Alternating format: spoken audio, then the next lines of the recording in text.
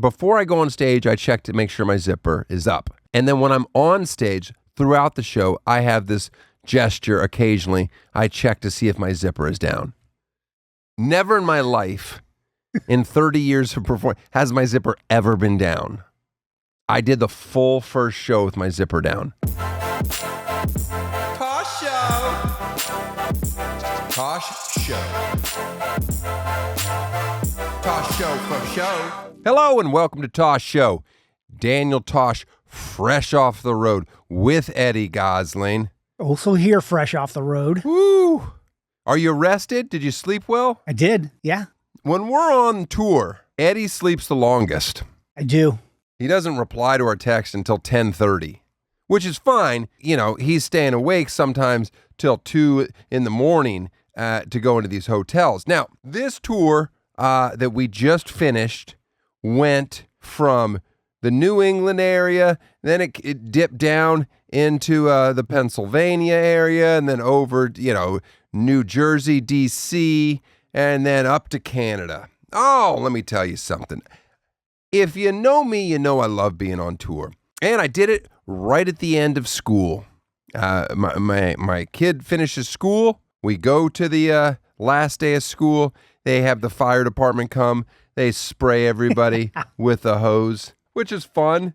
And I'm the only adult that runs out there fully clothed. I just walked up to my son in the middle of it, and then all his friends just lose it. They're like, "Oh, your dad's just getting soaked." That's fun. But anyway, I take my son. He's coming with me on the first part of the tour alone. I'm not bringing anybody else. The wife, the daughter, the dog, they're staying back. They're going to meet us a little bit later. They're giving us a head start. We fly first to New Haven, Connecticut. And I'm going to be honest with you. I didn't know that the show was going to be that large. It was a huge first show. I was not prepared. I like to ease into it. I got to see Charles again. Charles is my bus driver. I'm going to interview him on the show when it works with our schedule, because he doesn't just drive me, he drives other A-list comedians and bands, and he'll tell you about it. Mm-hmm. That's interesting. He'll let you know who's on the up and up and who's a piece of shit.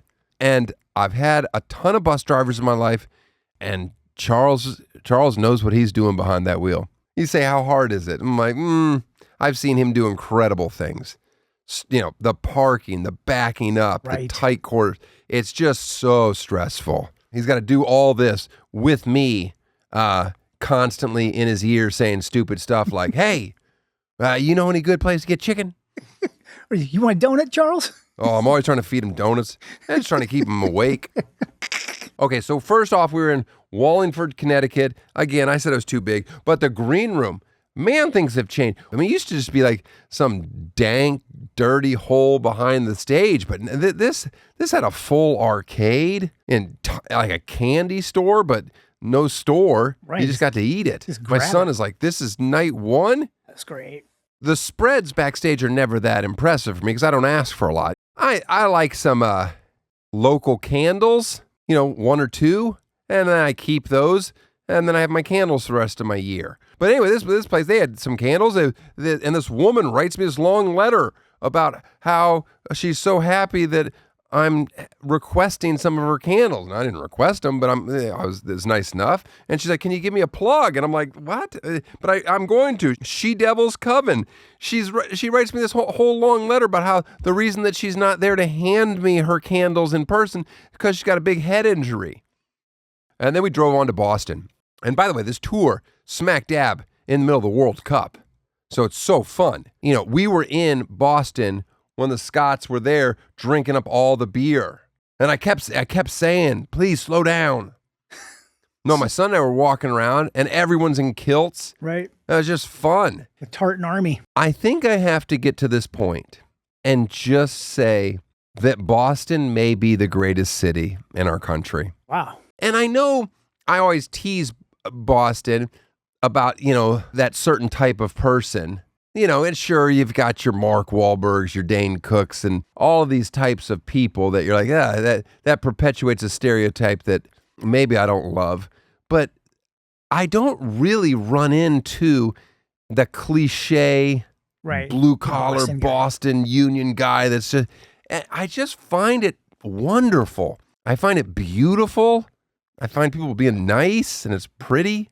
All right, I'm just saying, I haven't had a bad time in Boston in a long time. And the shows are the best.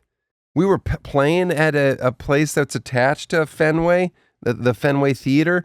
So like Eddie and Pete go into the game. They paid $50 each for standing room only seats. Now, I hate to do this, but when I was a kid, I get into Busch Stadium in St. Louis like for $2 to $3, $5. I told you we got ripped off, Pete.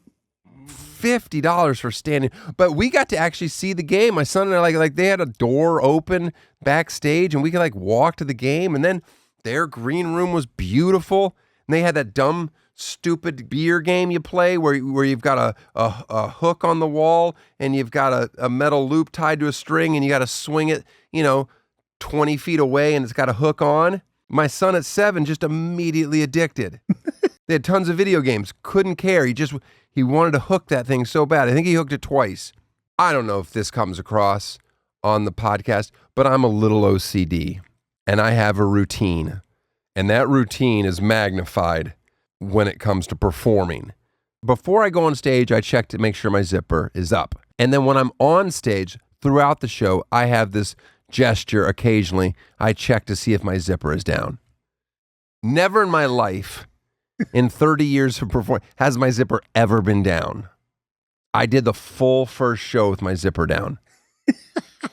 It mortified me. I'm told nothing happened. Nothing popped out. You ever performed with your zipper down?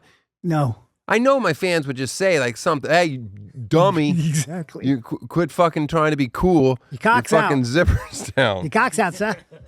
From Boston, you remember where we went? Yeah. To the birth of Christ, Bethlehem. We headed to Bethlehem. And that was weird because, I just fall asleep in the bus and then I just wake up, I'm in a parking lot and I look out my window and it's Mad Max. I'm in a dystopian future. There's this old, I don't even know what it was. It was like a rundown old steel mill. Yeah. Oh, it was terrifying. And I'm just in this bus alone with my son. I'm like, I think we're here, but we have to survive for 36 hours. Well, we went into a casino, and that was nice because they had a play area for the kids. So I go to this casino. I'm headlining their theater. I'm on the marquee. Right. You can see me. And I get to this place where there's a play area for the kids, and they're like, oh, this is for drop-off. You have to drop your child off, and you go gamble. I'm like, yeah, I get it. And then I introduce who I am. And she's like, yeah, but you're not allowed back here. I'm like, I know, but I just want to watch my kid play for a little bit. I'm not gonna go anywhere. And they wouldn't allow me to do that. Isn't that weird? Very. I'm headlining. Technically, I'm an employee of the casino right now. Yeah. Let me sit down in a chair out of the way while my son plays on your dumb fucking little play structure. So then I go, okay, well, there's an arcade that we can go to. And then I was like, oh no, I've passed on the gambling gene because it was this arcade where you win tickets, Uh-huh. And one of them, like a claw machine, and you start literally not picking up prizes, picking up rolls of tickets. At the end of playing this one to win tickets, said, come on, be a good sport, try again. And I go, and my son clocked it. He goes, that doesn't mean being a good sport. I'm like, I know. It's literally trying to turn you into a little addict. And he was, because he was like, he went up and looked at the prizes, and all the good prizes were like thousands of tickets. And he's like, how many do we have? I'm like, we've got 82. Yeah, he got a finger skateboard. We called it a day. Do you remember eating lunch here, Eddie? I do. Do you remember what you ordered? Yeah, I got a crab cake sandwich. Okay, Eddie gets a crab cake sandwich. Again, it's just Eddie, myself, my son, and Pete at this restaurant. Pete gets up to do something, maybe go to the bathroom, maybe I have no idea. He has an iced tea. Eddie didn't enjoy his crab cake sandwich. And so Eddie puts his entire crab cake sandwich, wedges it into Pete's iced tea. And my son thinks that's hysterical because it is. There's a fucking whole crab cake sandwich in this fucking, in Pete's iced tea now. And it kind of looked pretty. I stabbed it. And then put it in Pete there, comes yeah. back and he goes, "Oh, I was going to drink that." My son thought that was hysterical. He's like, "Yeah, you can still drink it. Put a straw in there." Yeah. That show was fine. Then we were off to Pittsburgh. Again, this is only the second drive of the tour. Pete almost has an explosion in his pants. Pulls a me, runs up, tells Charles. Charles is like, "I'm pulling over now," and he just whips the bus off her. You know, my son and I are in the back, rolling out of bed. What the fuck is this? Pete had to take an emergency dookie. Here it is. And that set the tone for the tour. My stomach, spoiler alert, lock solid all tour. Pete, loose. Miserable. Just everywhere he was going, he was barely making it. I lost some weight on this tour. And Pittsburgh, I mean, come on. I tell the people there, it's the greatest city in America to raise a family, yet 50% of the streets I walked down with my son in Pittsburgh were the fucking most frightening places I've been in America. So Travel and Leisure must have skipped those. I don't let my son bring toys on the tour because it's always a fun activity to walk around a city, find a toy store, and then I'll pick him up something stupid. Okay, we found this toy store in Pittsburgh. And I mean, I can't do this justice. We walk in, it's like an old house in a bad neighborhood, and it is terrifying. And there's like no toys, but there's a wall, a pegboard wall, and just random things hanging from it that are for sale. One wall had some Trump memorabilia, and then like another had 2 or 3 Legos. And then I see the person that works there, and I don't want to show a photo of them because it's like I'm mocking them, which I kind of am, but I feel like I can mock them if I don't show the photo. And just like old man, like scoliosis bent all the way over, like to over a 90-degree bend. And just, it's like everything about it screams horror movie. Don't go in. And then he has another old lady that also works there, and she's like, "There's an upstairs too." And I'm like, "Oh," and my son's like, "Okay, great, let's go upstairs." I'm like, "Don't go fucking upstairs. We are never getting out of this house." That's where they skin you. Oh my goodness, it was so much worse than what your evening imagined. Like if this was for the horror movie, they'd be like, "Okay, guys, dial it back. This isn't believable." It's so terrifying, and the toys are mismatched from eras gone by. And now I'm talking to her, and she's like, "Who you buying for?" And like, "How old's your girl?" And I'm like, "He's a boy. He just has long hair." And she's like, 7? Okay, this is good for 7-year-olds. And like, she picks up just a random thing. She goes, I don't ring people up. That's what Phil downstairs, Phil ring you up, but I don't. I'm like, I'm not buying what you're handing me just because it says for a 7-year-old. And how is it still open? It makes no sense. So then my son all of a sudden goes, "Dad, can I get this?" And I'm like, "What?" It was like a perfect Mandalorian Lego kit, age appropriate for him. I'm like, how did they have this here? There was none of, and they had like a whoopee cushion. Like that was the shit. Like, itching powder. And I'm like, "Okay, yeah, you can get that." I go downstairs, and then I'm like, "Oh no, I'm like, buddy, I know we're not gonna be able to get. I only have Apple Pay." And I go, "Do you take Apple Pay to the old man?" He's like, "Yeah." I'm like, "Oh, okay." Like, what? And he rings me up, and he's like, "Okay, $87. I'm like, "What the fuck?" It was like a Lego box with like 180 pieces. 80 fucking 6. I was like, this is crazy. Anyway, I paid for it because I wanted to support grandma and grandpa's, Back shops. surgery. Yeah, this isn't mom and pop. This is great grandma. Somebody is going to tell us, "Oh my goodness, you went in there?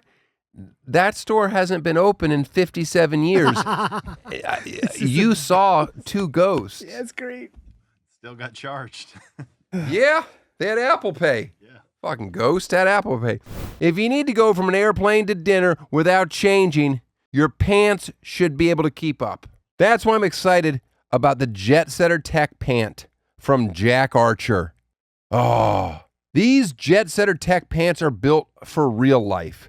They're wrinkle resistant, stain repellent, and machine washable, which means when something spills or your suitcase turns into a giant clothing blender, listen, you're not spending the rest of the day worrying about your pants. They keep their shape day after day and wash after wash. I'm not washing them. These are the kind of pants that simplify things. Instead of needing different pants for work, travel, and weekends, the Jet Setter Tech pant is designed to do more with one pair. Built for the office, golf course, date nights, and everything in between. Right now, Jack Archer is offering our listeners 15% off your first order with promo code GETJACK. Go to jackarcher.com and use promo code GETJACK for 15% off your first order and see why thousands of people have given the Jet Setter Tech pant 5 stars. That's jackarcher.com, promo code GETJACKED for 15% off your first order. Starting a business is a big deal. Everybody talks about the exciting part, the idea, the product, the launch, but nobody really talks about how overwhelming the setup can feel. When I first started putting together the Tosh Show merch store, I thought I'd need a developer, a designer, a payment system, and about 12 browser tabs open at all times just to get started. Just to sell Carl t-shirts? What surprised me was how much simpler it was with Shopify. All the tools you need to launch are already built in and ready to go from day one. The templates made it easy to get something professional looking up fast. And with their AI tools helping along the way, I didn't feel like I was starting from zero. No coding, no endless troubleshooting, just building. And there's something about seeing your own store live for the first time that changes everything. It stops feeling like an idea and starts feeling like a business that sells Carl t-shirts. All you need is the idea. Shopify handles the rest. Start your free trial at shopify.com/Tosh. Start your free trial today at shopify.com/Tosh. That's shopify.com/Tosh. We walk over to PNC Park. We go over the bridge, and somebody's taking batting practice. I got a photo of them from the street. Yeah, it's blurry from that distance, of course, but you tell me who it is. He hits a dinger all the way. It bounces, goes over all the seats, bounces. It's coming toward us. You know, we're at the gate, the outfield gate. It's coming towards, and then it like a slope into the gutter. And it settles in there like 10 feet away. I almost caught a home run ball just walking in the street.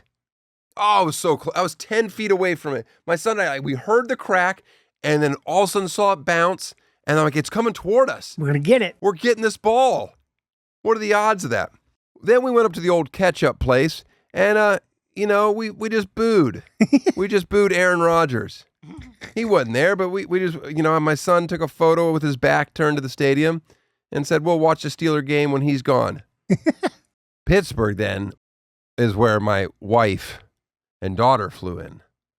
So then the circus really started going.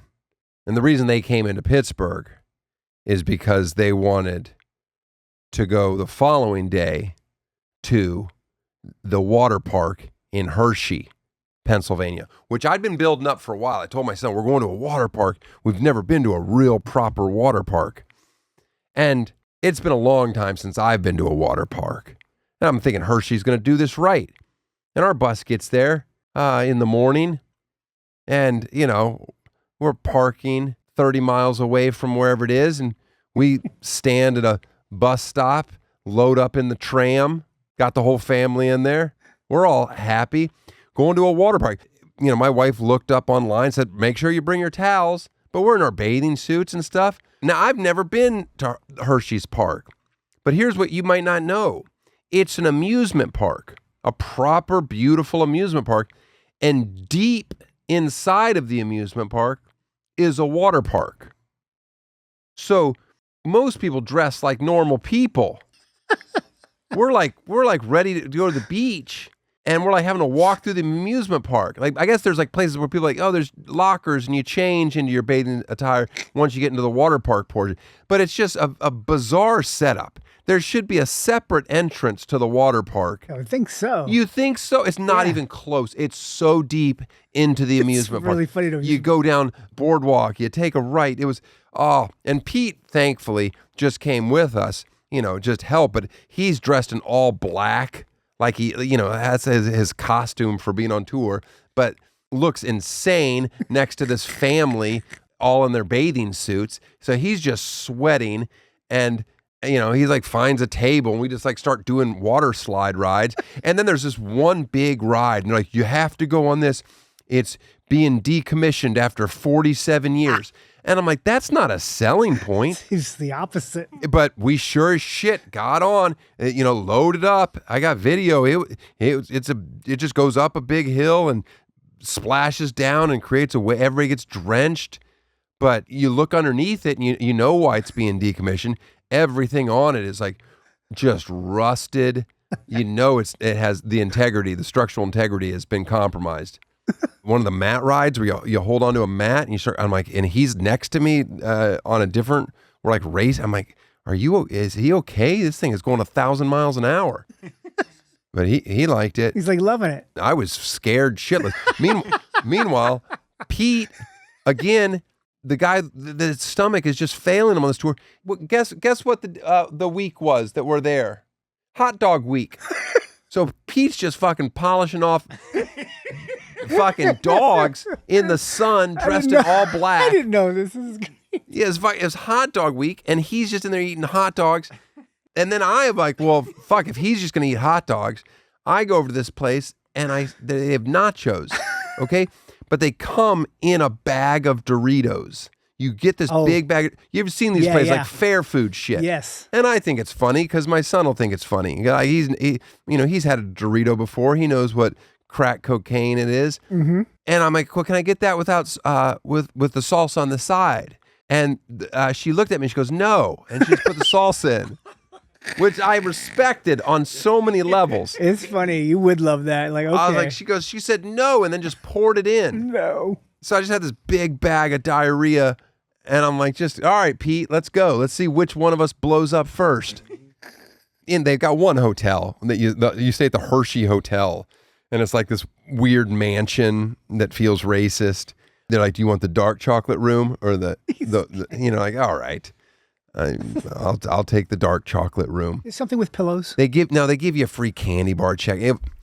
But the hotel pool was nice, and it had a water slide too, like a big one. And my son had just as much fun there. Did you go to the gym at the Hershey Hotel? Yeah, I did. There's like a bowl of Hershey's Kisses right at the counter. Right. It's just too much. Too much chocolate. It's Hershey. They lean on it too much. It's just everything has to be about the chocolate. Have you had their chocolate milkshake? It's the best milkshake you'll ever have. It's not. It's not the best milkshake I've had. I've had better. You want to know where a better milkshake is? Down the street here at Kith, the most expensive store in the world, where you can buy like Adidas shoes, but it's like the Kith brand. So now they're $900, but they also sell milkshakes for $20. Guess what? They're better. Pretty good. No, they're better. From Hershey, we go to Baltimore. And Baltimore, I don't want to be the guy, but you know it. The city is so bad. It's so sketchy. Yeah. I mean, it depends on where you're at, but oh my goodness. So we pull into this theater, and we have this private little alley that's indoors in a garage, and then they close the garage door on us. And I'm like, all right, that was your experience of Baltimore, guys. No, my son starts skateboarding on the stage, backstage, and that's it. We're not going out and about. Not because I'm worried about it. Eddie goes out, but I'm like, it's just too. It's a lot. But this venue, thankfully, is near Fadley's Seafood. It's a big fish market. Anyway, they have the best crab cake sandwich you'll ever have. It's just so good. Oh my goodness. I'm sure somebody will be like, there's better ones. No, I don't care. I know what tastes good. That tastes so good. And that made me happy. So we had those backstage. We did the show, and Baltimore's crowds were amazing. I was like, God damn it. I didn't think they were going to be good. It was great. And we didn't even stay the night in Baltimore. We just went on to D.C. because I'm going to stay in Georgetown. And I like that. But the problem with going to D.C. was we're right on the heels of our president dipshit doing his weird fight night in his front yard. And so that was, I didn't want to be photographed in DC. Like, I'm not here for this. I got my own thing going on. Right. I'm not pretending to be Nate Bargatze, where it's like, oh, I didn't know that this president was controversial. I love fights. Like, oh, shut the fuck up. I told the audiences, like, I fucking hate performing in DC right now, as it seems like it might be a sign of endorsing this horrible pile of shit. And I don't mean that in a disrespectful way. I love our country. I respect the office, but God, I fucking hate that guy. That's what I love about DC. The actual city of DC, it's like 90% Democrats. Mm-hmm. To know that the president has to live in a place where everyone hates him is just funny. So I was there multiple nights doing multiple shows, and they're great. When I'm on tour, I like to go to the hotel gym. I don't like to go out and about and run, but if I can go to the hotel gym, I'll do the treadmill. I started doing this, but I brought the wrong shoes for this tour. I had some Vejas, and they're more casual sneakers. They're not good for 5 miles on a treadmill. So I'm like, oh, well, DC's a perfect place. I found a great running store. I go there. It's a good running store when everyone that works there is under 90 pounds. You know what I'm talking about? Yeah, you're right. Like those weird runners where you're like, oh, you don't weigh anything and your body doesn't know how to get tired. And I pointed at a few cool running shoes. None of the brands am I familiar with. I'm like, do you have this one or this one in a 12? And he comes back and he goes, no, I don't have either of those. I have this one. And I go, I'll take it. Okay, you're not going to believe this, John. This is my first pair of real running shoes in my life. The day I buy them, I'm walking back in a bag with my family back into the hotel. Who do I see in the lobby? Usain Bolt. I see Usain Bolt in the lobby with the craziest shoes I've ever seen on him. I wish they would have offered me those. And I'm like, this is a sign that I'm going to be the next great runner. Yeah. It's almost a passing of the torch. What are the odds of that? As soon as I saw him, I'm like, I can't believe this is happening. I'm like, I got running shoes. I was like, look at this. He didn't care. You know who else met us in DC? Dr. Gossling and Andy, my Live Nation promoter, who's been on the show. A lot of Tosh Show guests were a part of this tour, and Andy's great. And I worry about Andy though, because he's in this relationship with this girl. I hope you guys don't cut this out, but I really hope they tie the knot. Yeah, I do too. I feel like Andy's ready. Come on, Andy.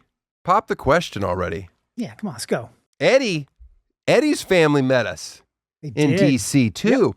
And then Eddie, you know what he did? He went to the reflecting pool, shot his own personal video to show how disgusting the water was. I'm not saying that he contaminated it. I'm not saying that he didn't. But it's gross, man. Looks you like did your own. You were like, I'm tired of the fake news, right? And you went there and you were like, oh, it is in fact. But did you notice that people were vandalizing it or no? No. Eddie and his wife visited Eddie's father in Arlington Cemetery. You went in per your mother's request. Yeah. And this, by the way, this was on the heels of Father's Day, so it's double whammy for you. And there's a huge line to get into Arlington, and you're like, hey, I'm not here for this. Right. I got a family pass. So they're like, okay, you just come this way, sir. Wait, you have a family pass? Yeah, if you have somebody buried there, you can, you don't have to go through like all the security. Right, but what do you have to show them? The pass. You actually carry a card? Well, I took it with me there, but it's like. You have a card? I do. Is it plastic? No, it's like you could actually put it on you could drive your vehicle on there if you want. How far of a walk in is he's on like the backside of the cemetery. So, but there's a tram that for people visiting. Is that a depressing tram? A little bit, yeah. Like I don't want to be on a tram going to see. And they pull up and there's like services going. So they go, you got to get out here because we can't really go through it. So now you're walking between graves to get over to your site. Oh my goodness. That is so intense. Did you go to Pop-Up Bagels? No. Didn't make it. Well, I went to Pop-Up Bagels and lived up to my hype. Now they give you an insane amount of cream cheese, but whatever. And it's kind of like a tear and pull, and you just, those bagels are good. We had some people at the show dressed in a Tosh gear and Arn Anderson gear. Yep. Huh? Father How's that? son. A father-son. Did you meet them? I did. You and them now in a group text with Hutch? Nope. Eddie really gets out there and meets the people. I had a friend come out to see me in D.C., and I haven't seen her in, I don't know, maybe 40 years. It's a girl that I used to babysit when she was a child. And now she has 4 children. They're all grown. It was nice. I was like, and she looked great. And she's going to learn something right now about the meeting. She comes on to my bus with her oldest son, and not until they were leaving did I realize that was her son. I thought it was her husband. Yeah, I didn't know. Wow. The best thing about DC was after all the shows there were finished, we sent our families packing. Eddie sent his family home. I sent my family home. And now it's just the boys off to Atlantic City. And I don't know when the last time you went to Atlantic City is, but it's worse. Whew. I haven't been to Atlantic City in 12 years. We were at the casino, the Hard Rock, which used to be Trump's casino before that failed miserably. Right. And they were even like showing us backstage. This is where like he had some weird lounge area. VIP area. Yeah, a little VIP area to hang. There was just tons of, it had furniture piled up everywhere. The casino floor seemed nice, but once you started walking through the belly of the beast, it was depressing. Then I got in my room and I'm like, I have this view of the boardwalk. I'm like, oh, this isn't bad. And then I'm like, the ceiling height is really low. And that's kind of a sign. And then I'm like, wait a second, there's a balcony, but I just see bolts in the door, bolting the door closed. And I'm like, that's not good. I didn't like that. But I understand why they do that. Yeah. Yeah. Yeah. You string a few hours together, you're going to want that door open. And the security guys in Atlantic City, they're just as Jersey as you want. Mm-hmm. And I'm gambling on my cell phone like a degenerate anyway. They got live dealers now. It's just bizarre what you can do. I'm starting to understand why people say, oh, you shouldn't support these things. They're ruining people's lives. But to me, it's just making my time in your state bearable. Well, we headed right off to Wilkes-Barre. Right. And that, my friend, was a mistake. As bad as Atlantic City was, we should have stayed. I had no idea that Wilkes-Barre was going to be as depressing as it was. And this is close to home because my manager, Christy, is from there. She's like, oh, you should have told me a month ago. I would have put a whole list of things you should do. I'm like, knock it off. Nothing here on that list is worth it. Yeah, I don't know where that would be. Closed store, cell phone store. Eddie and Pete were like, let's go into this dollar store. And I'm like, I don't want to go into a dollar store. Like now I'm just trying to be like, I don't know what, I'm like, I'm not going in.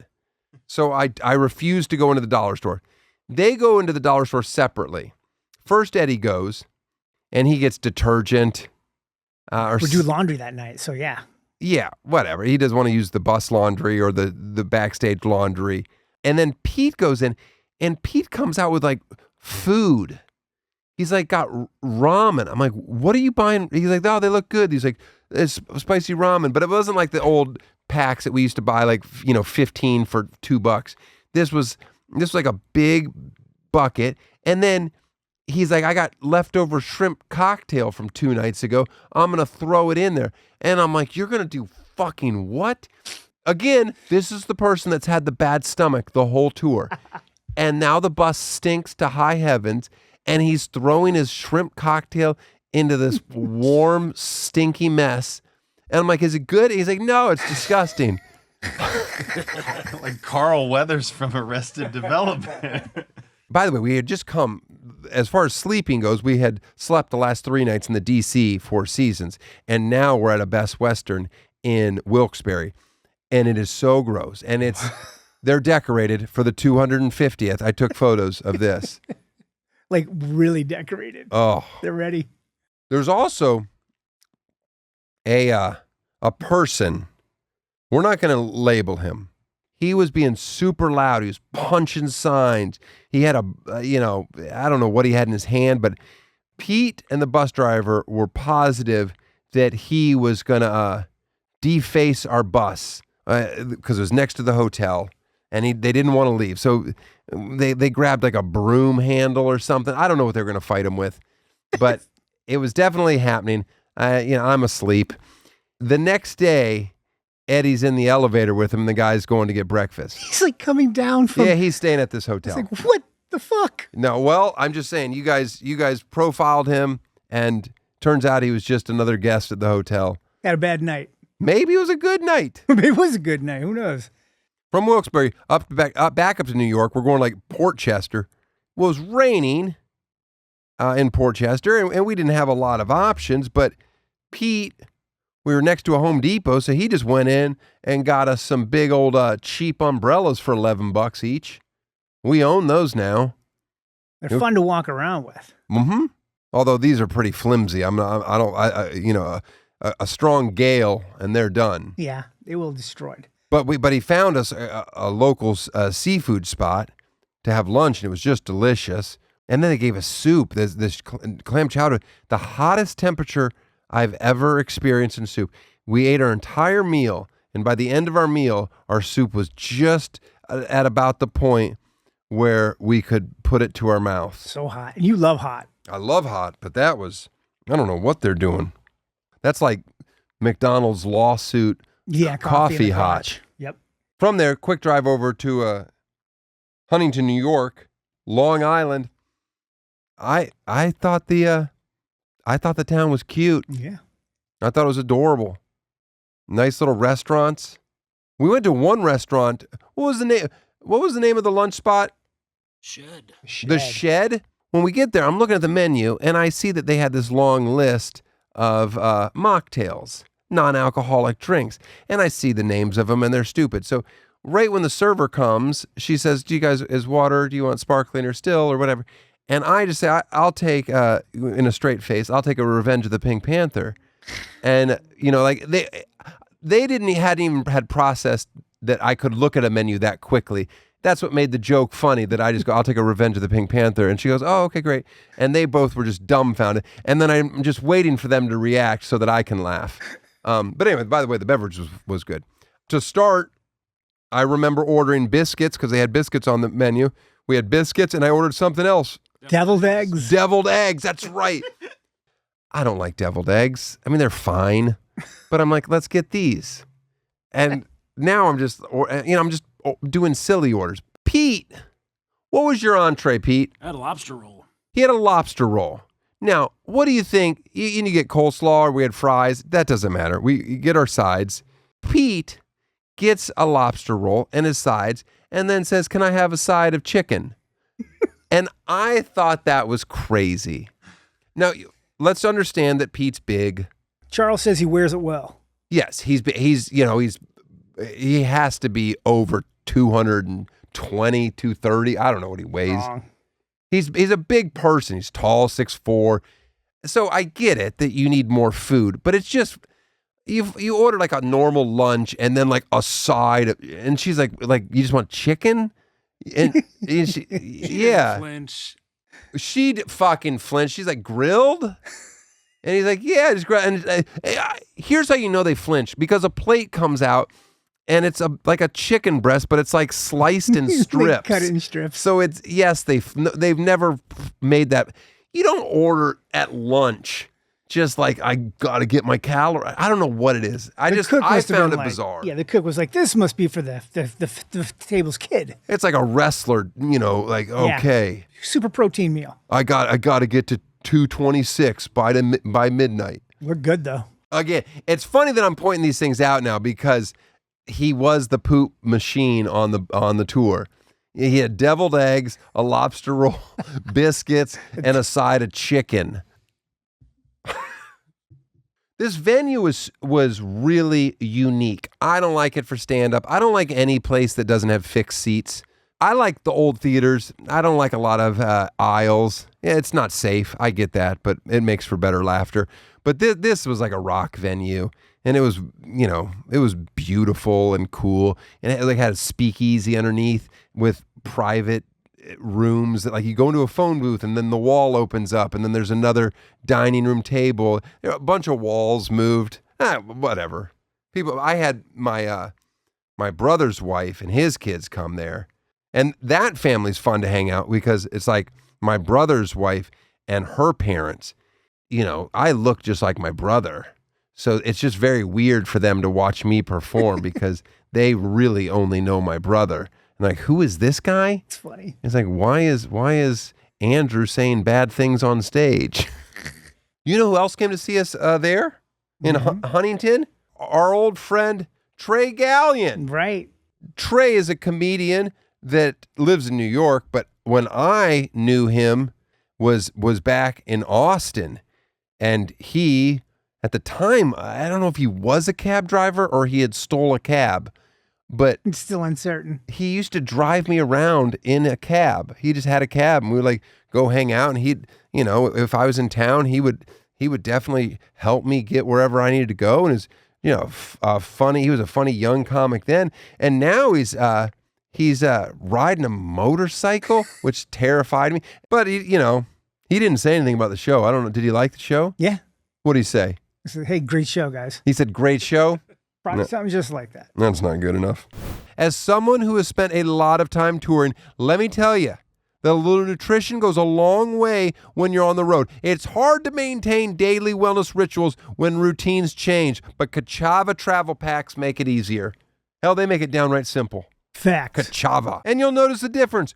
Better, steady energy throughout the day, support for digestion with fiber, probiotics, and enzymes, and enough protein and electrolytes to help you fuel and replenish after workouts or long days. You're also getting support for metabolism, cognition, and immunity, all in one shake. That's what makes Kachava different. Just one packet gives you complete nutrition ready for life on the go. Protein, fiber, vitamins, minerals, greens, probiotics, omegas, electrolytes, and more. Clean nutrition without fillers or nonsense. No artificial flavors, colors, or sweeteners.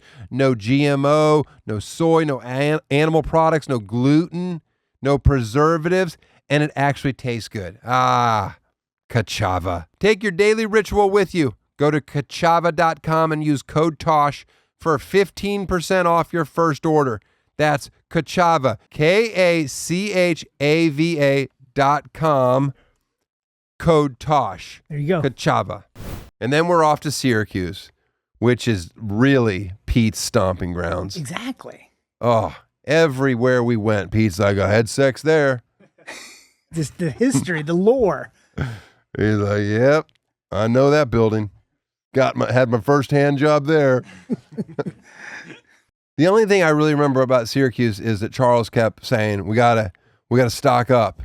I'm like, we're going to Canada. He's like, no, you got to stock up before you cross the border. I'm like, what? He's like going and buying cans of dip because he's like, no, it's so much cheaper here in America, and they hate us up there. I'm like, nobody hates us. They hate you, not me. Charles couldn't be happier at all these places in Canada. He's like, you just got to get to Tim Hortons and get a bran muffin. I'm like, I don't want a bran muffin from Tim Hortons. He's pretty excited about it. He loves bran muffins from Tim Hortons. Now, our first show in Canada was in Windsor. That's a peculiar city. You're just looking over the river at Detroit. And Windsor, historically, has been a very safe, nonviolent city. Yet Detroit is not.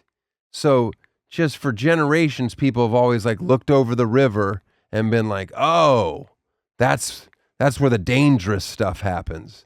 Now, I love performing in Detroit. Windsor, turns out I do not love.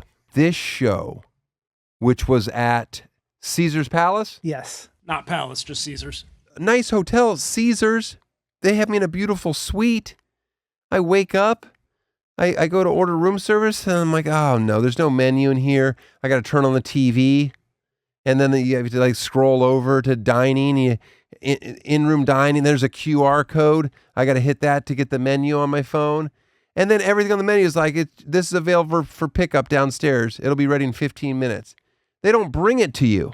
Pete's like, let's just eat in the sports book.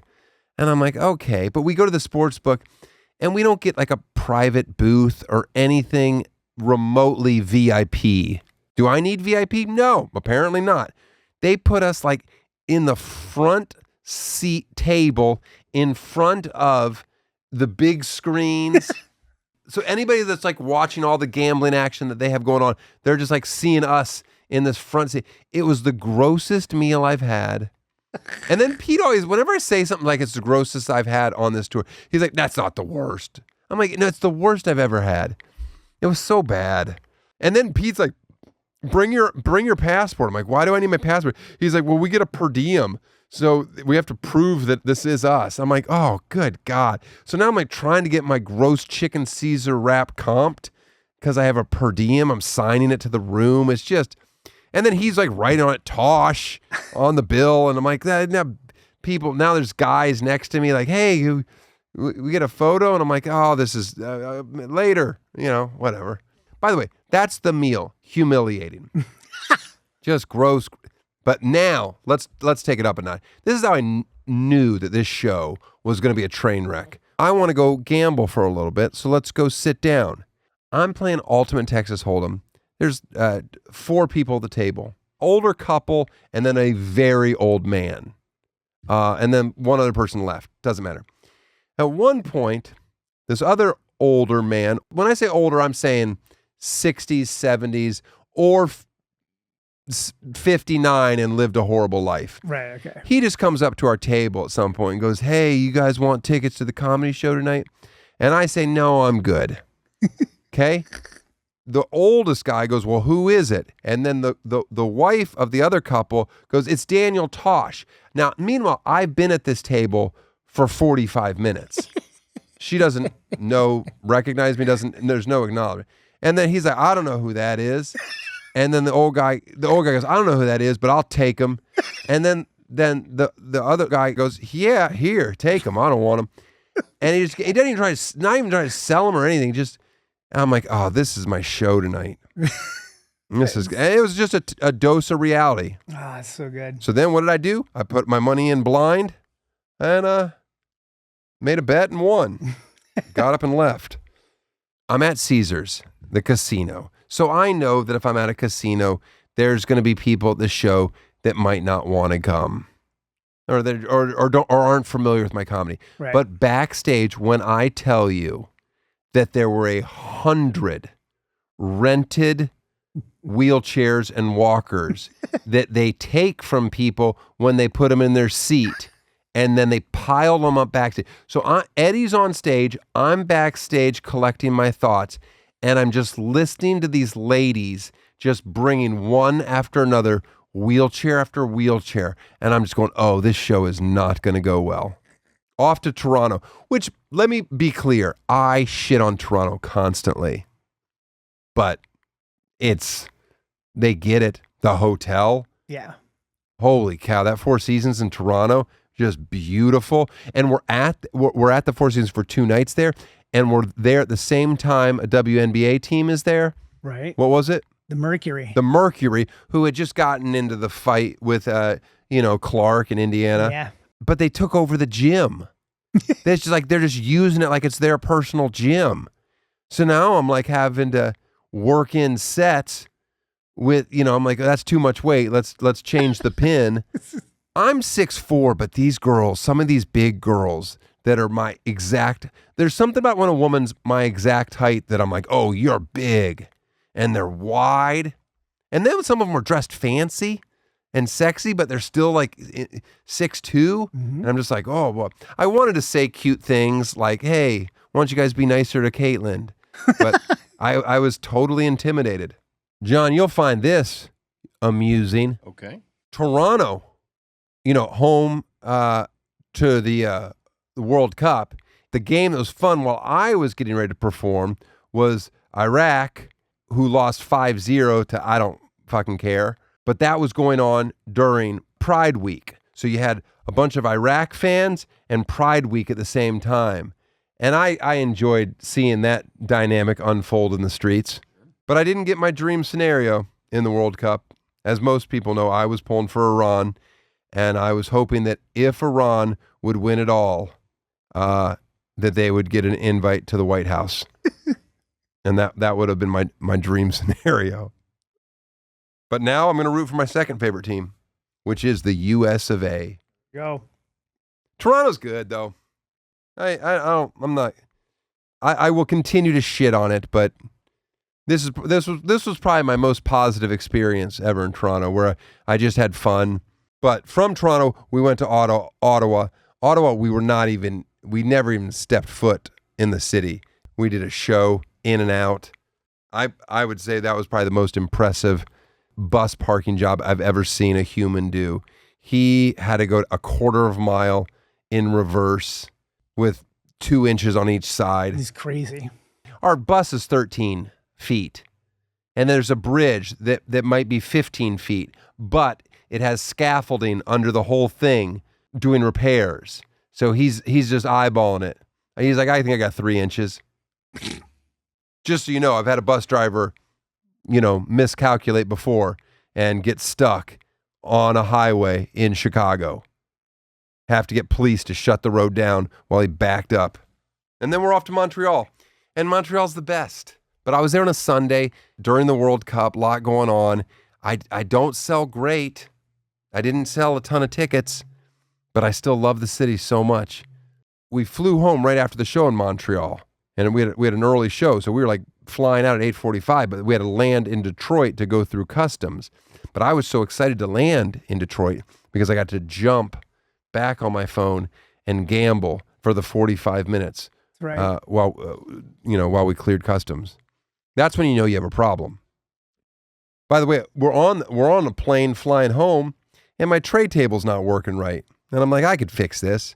And I had a multi-tool with me.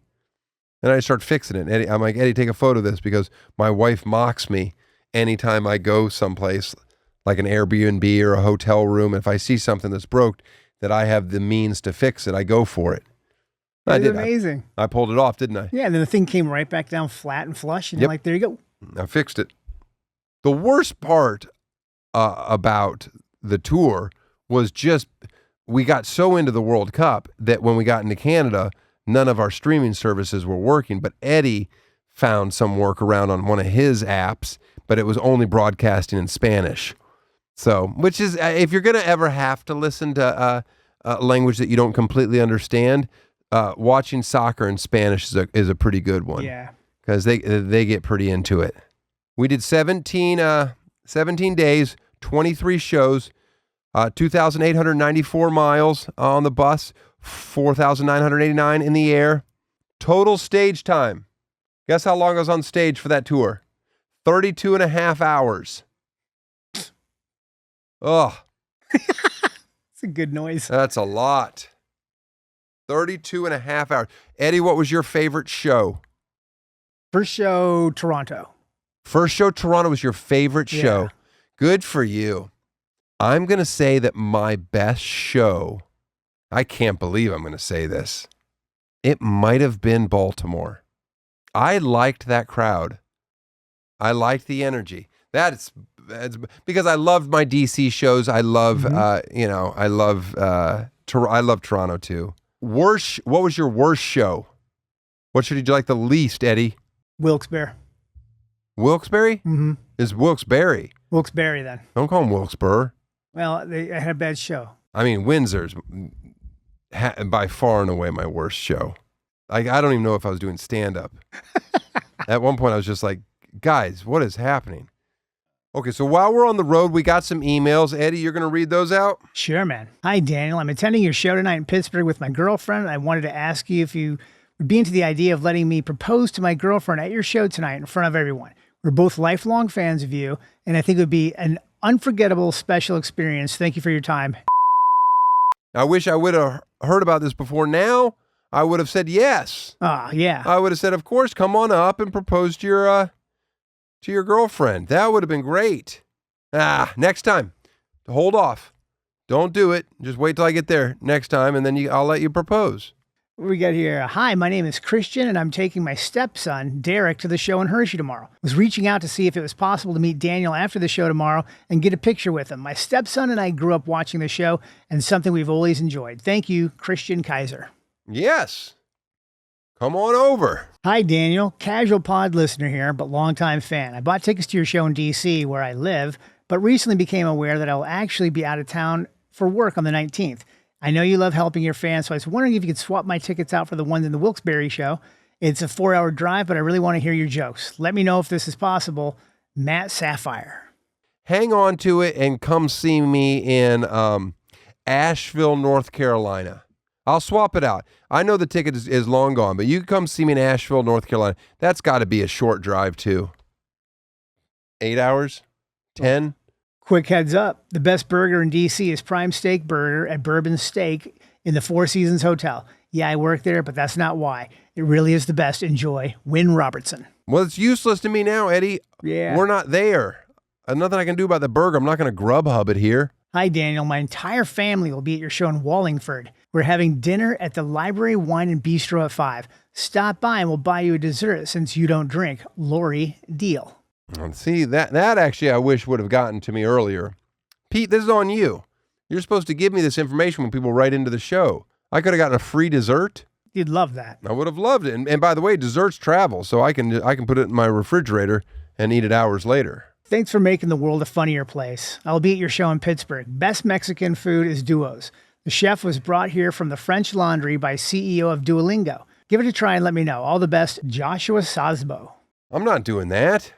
You think I'm going to eat fancy French Laundry style Mexican food in Pittsburgh? I'm doing the Primanti brothers. Last one. Hi, Tosh. My wife, Cece, is a clinical nutritionist and would love to help you with your digestive issues. She has helped many autistic dads with their IBS and tummy problems. Okay.